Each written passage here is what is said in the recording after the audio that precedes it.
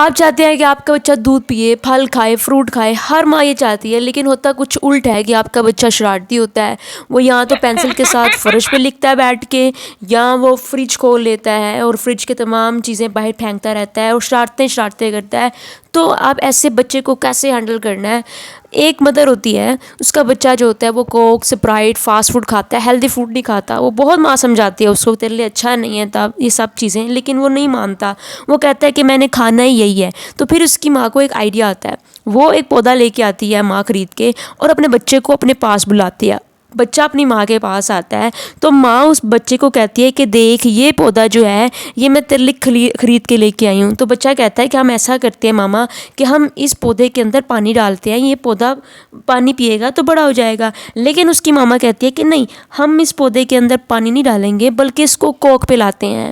پھر وہ اس کی ماما وہ بچے کی آنکھوں کے سامنے کوک کی بوتل کھولتی ہے تو ساری کی ساری کوک اس گملے میں ڈال دیتی ہے، اس پودے کے اوپر ڈال دیتی ہے. اور جب وہ پودا اس کوک کو ابزرو کرتا ہے تو اگلے ہی دن پودا جل جاتا ہے، سڑ جاتا ہے. تو جو ماں ہوتی ہے اپنے بچے کو بلاتی ہے اور کہتی ہے کہ بچہ ادھر آؤ.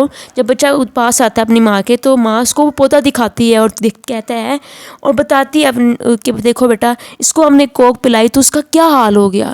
تو بچے کو اس دن پتہ چلتا ہے کہ کوک سے کتنا بڑا نقصان ہوتا ہے. اپنی آنکھوں سے دیکھتا ہے اس بات کو، اور بچے کے اوپر اسی اتنا امپیکٹ ہوتا ہے کہ وہ دوبارہ کوک نہیں پیتا اور نہ کوک کے بارے میں، اسپرائٹ کے بارے میں اپنی ماں سے ماں کو تنگ کرتا ہے. جب اپنے بچوں کو کسی چیز کو ایکسپیریمنٹ کر کے دکھاتے ہیں تو بچوں کے اوپر، بچے کو دماغ پہ چیز بیٹھ جاتی ہے. اگر آپ ان کو ڈسپلن سکھانا چاہتے ہیں تو آپ کو چاہیے کہ انہیں جو جانور ڈسپلن کا مظاہرہ کرتے ہیں اپنی لائف میں، جیسے جو چونٹیاں ہوتی ہیں وہ کتنے ڈسپلن سے چل رہی ہوتی ہے لائن میں، آپ ان کو وہ دکھائیں. اب بچوں کو ہمیشہ ایک ریئلسٹک چیز دکھائیں.